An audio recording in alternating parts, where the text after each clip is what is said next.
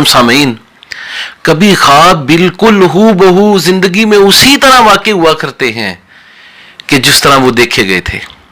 جیسا کہ علامہ ابن سیرین رحمۃ اللہ علیہ نے کتاب الرؤیا کے اندر نقل فرمایا ہے